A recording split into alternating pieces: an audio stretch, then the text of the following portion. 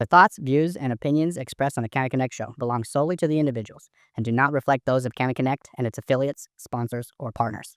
Canna Connect does not promote or facilitate any activity that violates state or federal regulations. Everything you hear here is strictly for educational and entertainment purposes. It is not legal advice, it is not financial guidance, and it's definitely not medical direction.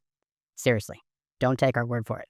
Even if someone on the mic sounds like they know what they're talking about, and they're probably crazy smart too. Regardless of how legit our guests may be, you should always do your own homework, consult with your attorney, and understand the risk you're taking before you do anything when it comes to cannabis. Our intention is to keep it real. If you've got a problem with anything we've said, take us to court. Welcome back to the Canna Connect show. Today I'm joined with Stef Mulrooney, Senior Director of Client Relations at Balanced and Foundry Nation, two brands you've probably seen or are familiar with. Balanced has been around as long as I've been in the industry. Today we're going to talk about Stef and I's relationship over the last 6 years, how she's become such an important part of the Minnesota cannabis industry, what she's seen out at MJ Biz, as well as what she's seen nationally across the East Coast to the West Coast. If you're not familiar with Stef's story, we'll get into how she found cannabis and new things that are on the horizon with these brands and the functionality that these brands continue to lean into, which is music to my ears. I think you'll really enjoy this episode. Let's get into it right now. Last time I sat with you, we were given some really cool one-e products. I was going to call them pipes, and got a bunch of Balance products, and all of a sudden there was more stuff you were doing than even before. So pandemic, tariffs, maybe not the right time to get into the product side of this industry, but you gave it a real shot and you put your money where your mouth is. Ultimately, you stepped back from Yuki Yaiho. Yuki Yohai. Yuki Yohai. I had my my vowels in the wrong spots there. Not the easiest brand to sputter. Despite it being a short-lived adventure, what did you get to experience, and how has it helped improve your greater perspective as a business person? I think overall it was a really great experience. Again, learning a lot about business and leveraging relationships that I built in the industry over the last several years. But for me, it was just a choice to take a step back and I needed to find better work-life balance. I don't know. I think I've improved that a little bit. I don't know if I'm going to be a person that ever has good work-life balance. But yeah, so it was just really looking at needing a reset. Sure. I think I mentioned to you off air that I had a health scare kind of in late spring, and so that just I'm fine, I'm great, but it just puts things into perspective of where prioritizing things in life. Yes. So externally, it feels like you're spending more time out of the cities with family, which has always been a priority for you. But do you feel like you're getting out more and doing things that bring you peace? I do, probably not as much as I should. I mean, we have a home in northern Wisconsin, in Eagle River, Wisconsin. Shout out to Eagle River. Yeah.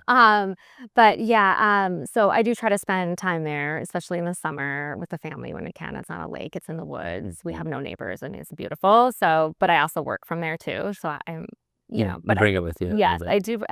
I mean, but yeah, so I do think I am having more time with family. Taking, my in-laws live in Arizona, so we just booked a trip to Arizona for February. So I'm trying to do more family trips. Cool. To balance out all the work trips I do. Right. And from a work perspective, what is your role as it stands now with Balanced and Global Organic Distro? So Balanced and Foundry. So Senior Director of Client Relations, which is an internal title. I mean, we just all wear a lot of hats. We're a small business, so we just all do what's needed to keep the business rolling. For sure. So I work mostly with I work with some of our national partners, brokers, things like that. Support anything internally that needs to be done and manage some national business. Cool. So Senior Director of Client Relations? It's technically, I suppose, my internal title, yeah. And how do you, for the folks that are aware but maybe don't realize that they live under the same roof, how do you describe the two different brands, Foundry and Balanced? I think Balanced. I mean, Balanced is definitely women owned. That definitely separates the two. there's some of the branding right here. You can see it's just very clean, clean branded. I think, Foundry has been more a little bit edgier lifestyle. It will kind of get a little bit of a refresh you'll see coming probably in Q1. Yeah. So that's probably the difference, a little bit different products too. We try not to, we use clean ingredients in all of our products and try not to do, added dyes and sugars in any of our products, but we do use a little bit more organic cane sugar in some of our Foundry products, and especially in our beverages than we do in our Balance brands. And these are what we're talking about. If you're just tuning in, you don't know who Stefanie is. These are low-dose hemp-derived edibles and beverages, but maybe not forever. Maybe, or will they always stay low-dose? We are always, I think as a company, as a brand, we are going to be in the low dose market. We're a national brand now in the low dose market, which is really exciting. We probably have beverage distribution in 10 plus states now. Okay. So that, we plan on continuing to grow. Will you see balanced and Foundry products in the adult use side at some point? Likely. Okay. So yeah. And how have the products evolved? We were talking about it a little bit. You brought me this because I'm a big CBG guy, but I'm seeing more CBG. I'm seeing more terpenes. Internally, how do those products come to be? We have some internal discussions. I mean, ownership obviously has a big decision-making part in the products. But I think we like to put out high quality products that are functional. Yes. And so focus on being functional is a priority. Yeah. And, one party that I got to go to was the launch of the mushroom beverages. Tell me, refresh me on what those products are called, and talk to me a little bit about like the lion's mane influence and how you've seen those products be more functional and better in a sense. Yeah, so that party, I think that was a couple of years ago now. We launched our, we call them like our elixirs. So they're cannabis plus adaptogenic herbs and mushrooms. So we have our Brain Boost and our Zen Blend beverages. We also have a gummy that parallels that as well. Oh yeah. And so in them we use, we add our proprietary blend of terpenes, but also, adaptogenic herbs like lion's mane, reishi, chaga, things like that you'll see in those, just to create more function. Yeah. And they're very popular. I mean, people really look for a functional, wellness driven. Right. I notice a difference when product. I take those products, and especially the gummies, because I'm pretty selective on my low dose. Like if it's not flower, I really need to have the right blend, because the edible experience, the gummy experience, it sticks with you a little bit. It's a commitment. It's a commitment. You feel it pretty soon on, and then you're in that state for like a good 30 minutes. It might wear off a little bit, but the Brain Boost gummy is definitely one that I enjoy. I would say they're probably one of our top sellers. Oh yeah? Yeah. And SKU wise, how many products are you currently offering to your clients? Oh, I would really have to count. We have some, Dozens. between both brands. Yeah, absolutely. Because we started in the wellness space. So we have our, whether it's CBD oils, salves, topicals, we have a whole skincare. Balance has a whole care line. Yeah. Hemp-derived. Yeah. Roll-on, rollers and things like that. Yeah, so that's where we started. So we have a lot of SKUs. Dope. You have a lot of SKUs. You go out to shows. Your frequent flyer miles are, continuing to accumulate. Trying to get diamond status with Delta by the end of the year. I'm so close. MJ Biz, what other shows stood out to you, and some of the takeaways that you gathered from a national level this year? MJ Biz was interesting. It was a little different this year, a little different vibe. I think that it was not as well attended as years past, but obviously people see your badge and they see you're from Minnesota and they're really interested in what's going on in Minnesota. Do you know anyone selling licenses? And everybody wants to be a part of the Minnesota space. So that's exciting. But I do a lot of shows that are also just not cannabis focused, that are more in like the home and gift space. That's always fun to kind of get out of the cannabis industry a little bit and see a different type of buyer, people that buy for, boutiques and gift stores and things like that. So that's always really fun and interesting to see how they receive, hemp products in a showroom full of gift cards and things like that. You're much more differentiated in those rooms.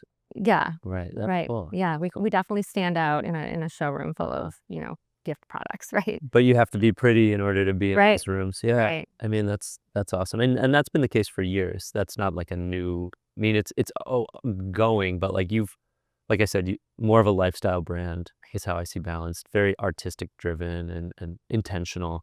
But MJ Biz, any shout outs? I know you were at the Blunt Brunch. We were at Blunt Brunch. That's always fun. Yeah, it was great. Met a lot of great women. We always try to do something when we're at MJ BizCon, to really. There's just a really great network of women in this industry, and there were a lot of a lot of Midwest women there. So it's Sure. always fun Yeah. to connect with them. So that was right after Thanksgiving, but Yeah. October from the 1st to the 31st, we had this LP LPHE or LPH, low dose essentially. Like there was the retailer option, the manufacturing or the wholesaler. And you were telling me earlier that, your sales team was going out, making sure to educate the independent liquor stores or wine shops or corner shops, wherever they might be. You're going to need a retail license to continue selling our products. What was that like for October? And then we can get into like the hemp ban that came soon after that. Yeah, October was a busy month, just like you said, educating. We have a lot of shops, whether it's, salons or, just a diverse group of of businesses and channels that carry our products. So it's really hard for businesses outside of the cannabis industry to really understand all the rules and regulations. And so we just always want to be a good partner and provide the education needed. Right. So to be proactive and let them know we started this, actually prior to October, just letting them know you have till October 31st to fill this out and give them the resources they need to connect with OCM and get the information they need to do it. So we Yeah. spent a lot of time It doing was that. intensive amount of paperwork or, Right. a few things you're like, oh, great. And then you get to like the final plan of record. And it's like, oh, there's a lot of questions in here that I'm going to need to answer. I want to say 1,900 or so submitted for the retailer. But, previous to that, I think that the numbers were in like the 3,000s. So there's definitely, and it coincides with adult use coming online, but like there is a shrinking of the places that you're going to find hemp beverages or hemp edibles now, which is kind of sad. Like we peaked in some way. Now, the cannabis industry will continue to grow much larger due to adult use and medical shops. But like you and I have known each other since early on, 6 years now. It's like we've seen so many iterations of cannabis products. And it's kind of sad to think that there's 1,000 less retailers now able to sell products like Balanced and Foundry and all, the host of brands that exist in this state. It's a little sad, but I mean, when one door closes, another door opens. Yeah, and I think some of those retailers too, maybe just don't have a clear understanding or meet the deadline. And when another window opens, that doesn't mean that they won't apply Right. to get back to being able to carry Yeah. products. I mean, yeah, I think you and I both are in agreement that there is going to be some carve out, some path forward for hemp products. It won't just be, oh, we're going to take out the CBD industry. And by the way, microbreweries that rely on beverage production, you guys are out of luck as well. Like I think it's way too sharp of a move by the federal government to not create some sort of regulation and standard. And often what comes up for me is like it will more or less look a lot like the Minnesota model. If they do figure something out, it'll probably be a 5 milligrams per serving, 50 milligrams per package. I love what I saw just yesterday that came out from Senator Ron Wyden out of Oregon, because we need room for gummies. We need room for drinks. This can't just be a path forward for beverage companies. Like we've been around too long to know that there's way more to hemp products than just beverages. Right. I mean, I obviously believe in the beverage space because we have a big stake in it. But prior to that, what led us here is our, wellness-driven SKUs. I mean, I think back to prior to 2018 before the Farm Bill passed and what led me to this industry in the first place. And I mean, I was buying CBD illegally as part of my wellness journey. So it's hard to believe that we would go back to having a CBD salve or a CBD oil not be legal. The most tame products of them all. Yeah. that just do a lot of good for the body. Right. So I tend to have rose-colored glasses on when I look at things sometimes, and so I just believe that we're going to figure something out, and And I think, part of what makes you so successful and approachable in this space is, yes, you're very skilled on the client side and the distribution and the sales of low-dose products, but on the personal side and inside your own four walls, like, you rely on cannabis from a medicinal purpose. I do. I know we've talked about it on previous interviews outside of the Canna Connect show, but take people through kind of how you found the cannabis industry as we, want to tell your story. Yeah, I was in a serious accident back in 2013, and I sustained like a lot of broken bones and had a lot of surgeries. I also sustained a traumatic brain injury, which I still deal with today, hence the hats.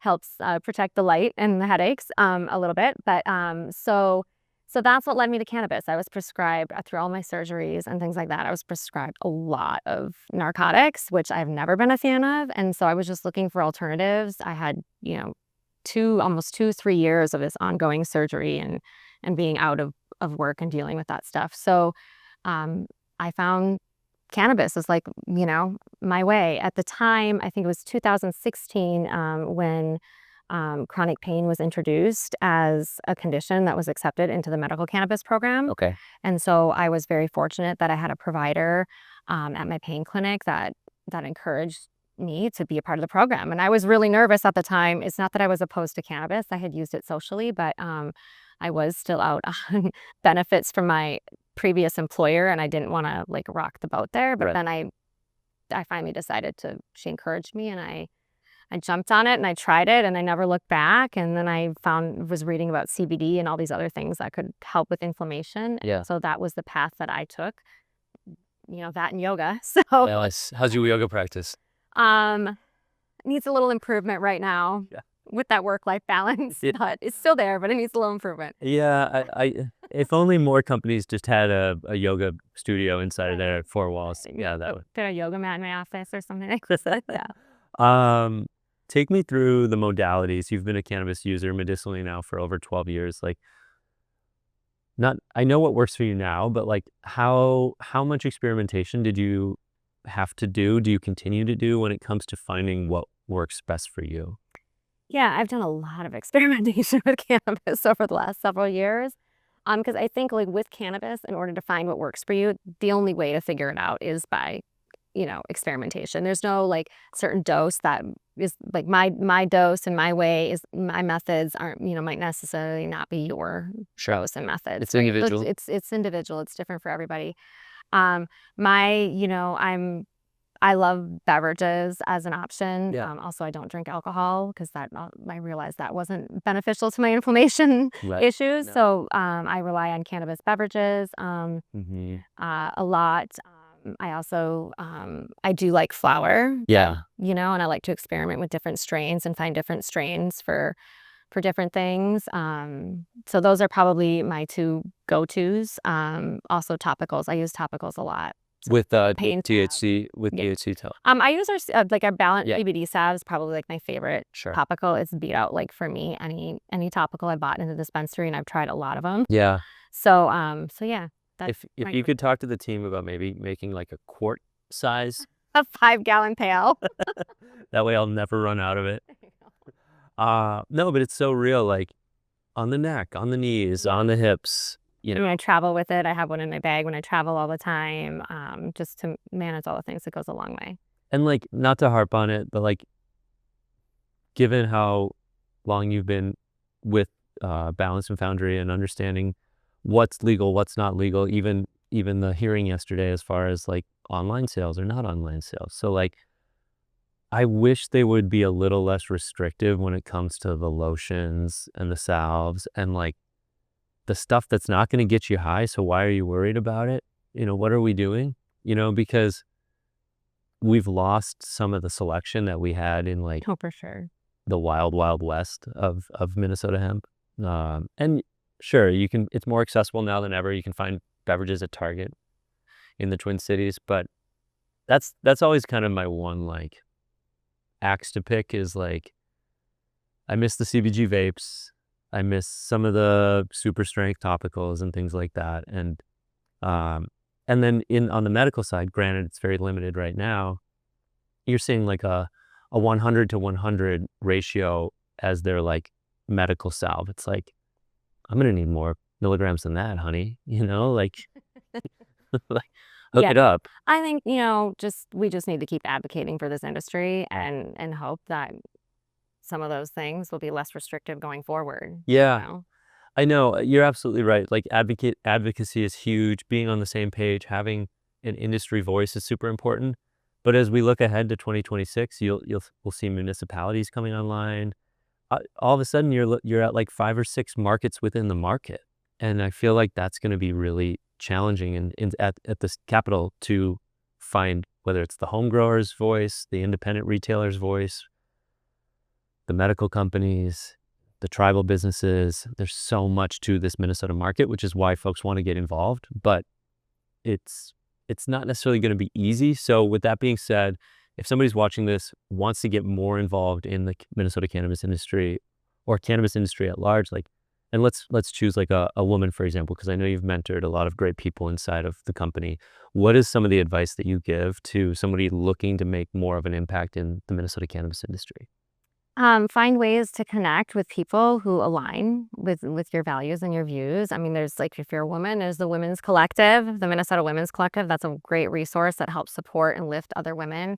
I mean, you're a great resource to connect people. You're a connector. Thank you. So you're always a great resource. But I think if you're entering the space, I mean, you have to know it's not going to be easy. Being in this space now for almost going on 7 years, there's nothing that's been easy about it.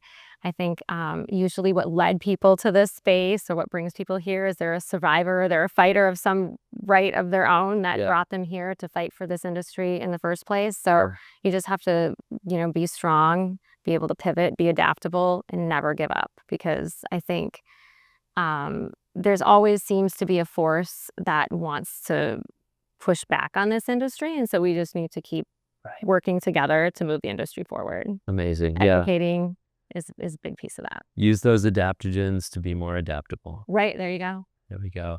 If folks want to get in touch, I know you're a private person, but from a brand perspective, like, where's the best place to reach out to your company? We have the BLNCNaturals.com, our website, FoundryNation.com, our website. You can find me on Instagram at the Urban Mama. So yeah. Anything you can tease going into private, but I'm not, I'm approachable. Right? Yeah, you're approachable. Yes. Just, I mean, I've always found it funny, like, your LinkedIn is like first name, first initial. And it's like, but gal, you're killing it. Like, you've been in this industry, like, all of your, thank you. You do a great job B2B, and like, you've helped bring Balanced across the nation, and it's super cool to see Foundry as well. Last thing I wanted to say, anything you can tease for Q1 coming into 2026? I think with both Balanced and Foundry, you'll see some exciting things in Q1. So definitely follow both brands on Instagram, check out our websites. There'll be some cool things coming. Oh, so good to see you. Good to see you too. Thanks Thank you for having me. Yes. You like the new studio? I like it. Shout out to Open Window.